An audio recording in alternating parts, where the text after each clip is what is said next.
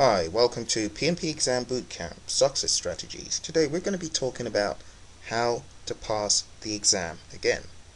Because it's very important after spending so much time and money that when you go into that exam hall, you have to have all your ducks in a row. There's no point in going into the exam with preconceived ideas or being unprepared. So the main aim of this presentation is to highlight those key areas that you need to focus on. So first of all, let's talk about Pmp Exam Intelligence. There are lots of things underneath this that we need to talk about. The first is the formula myth. If you are preparing for the exam and people tell you you have to know all the formulas and that's all you're going to find on the exam, or that's a large percentage of what you're going to find on the exam, do not listen to them. That is not true. Your exam will be full of more situational questions than formulas. So the formula myth needs to be debunked. Do not listen to the formula myth, because you could wind up being extremely surprised when you find 200 questions and perhaps 6 of those questions, if at all, were formula type questions. You need to know what to look out for on the exam.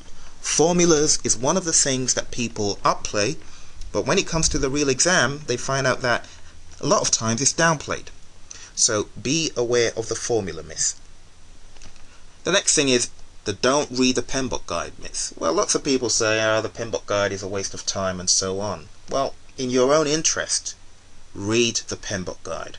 All well and good for people who have passed the exam and who got away passing the exam without studying the Pmbok guide. But in your case, you need to read the Pmbok guide. It will definitely help you. A key part of the Pmbok guide that you need to focus on, apart from all the chapters, is the glossary. There's lots of terminology and lots of terms that you need to know, and those terms may not be explained in the main body of the Pmbok guide in the different chapters. For that reason, you definitely need to focus on the glossary, at least before you take the exam. The next thing is a canned answer, or the canned question myth, in which people believe that canned answers and canned questions will help you in preparing for the exam. Well, I must tell you that most people who have taken this exam come out telling you, I didn't really see questions that I had experienced anywhere. Those questions were all brand new, right out of the hat. I'd never seen those anywhere before. So, for that reason, don't rely on mock exams or tests that you take before the exam to equip you with the knowledge and the experience and the skills that you need. That is not enough. You need to go the extra mile and understand the logic behind the answers. That is really what will help you. Any of the practice tests or practice exams that you take, come away from those knowing the reasons behind the answers, and not the answers alone. The other one's, I am an SME myth. I'm a subject matter expert, or I'm a project manager. I've been managing projects for the past 100 years and so on. That's all well and good. What you need to understand about the PMP exam is all the experience and the years of experience is good, and that helps you get qualified to even take the exam. But on the actual exam, that experience will not be relevant if it's not according to the Pmbok guide. So just because you've been managing projects in your own way, or managing projects the way your organization mandates that you manage projects, is no guarantee of you passing the exam. It's even no guarantee of it being relevant. I've actually found a lot of seemingly inexperienced project managers end up passing the exam compared to people who have been managing projects and people and project managers for a long time. The reason is because we've got lots of preconceived ideas of how things should be done. So when we go in to take that exam, we find problems because those preconceived ideas start coming up. So what we need to do is block out what we do today and think of it in terms of what would the PMI say? What would the PMP do in this scenario? The next thing is situation, situation, situation. The PMP exam is all about the situational type questions. For that reason, it's not enough for you just to know verbatim what is in the Pmbok guide. You have to know why it is written in that way. You have to know the logic and the reasoning behind all that you find in the Pmbok guide. That takes us to our next point, logic. Formulas, tools, techniques, inputs and outputs. Of course you need to know all those things, but the key thing that you need to know about them is not just their names, but really what do you use them for? What is the logic behind the formula? For example, schedule performance index and schedule variance. Those are cool formulas to use on a project.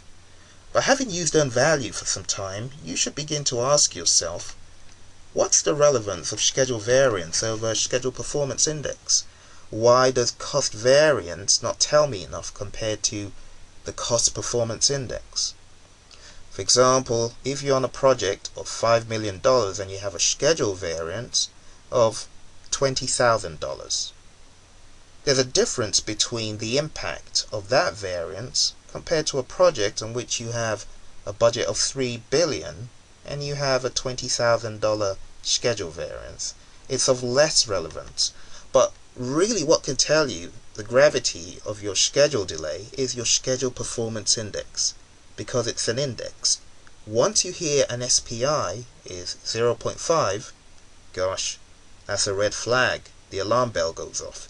You immediately can identify you are in big trouble. You don't even need to know what the overall budget is. And that's what SPI does for you. So when you look at any other formula, be it net present value, be it the internal rate of return value, know what it means, know the implication to you and your project. Not just cramming answers or cramming formulas, but actually knowing the detail. Extremely important. Also talking about network diagrams. It's not enough just to know how to calculate the float. You have to know the different kinds of float. You have to know what the difference is between total float, free float, project float. When do you use these different kinds of float and what do they mean to you? So it's not enough just to say, oh, that's LF minus EF. It's not enough to do that. You have to know why you're doing what you're doing. The same thing with tools, techniques, inputs and outputs. Ask yourself, why can the WBS not be an input to develop project charter? It happens afterwards, doesn't it? Why can the project management plan not be an input to any of the planning processes? Find out the logic, ask yourself why. Always probe to ask yourself why and why not. In that way you'll be giving yourself a head start, because when you get into the exam you'll find lots of logic tests, not enough to know just the formulas. The next thing is use all 4 hours. Please use all the time that you need. There is no point coming out of the exam venue in 2 hours or 3 hours flat and failing the exam when you had 1.5 hours, 2 hours to play with.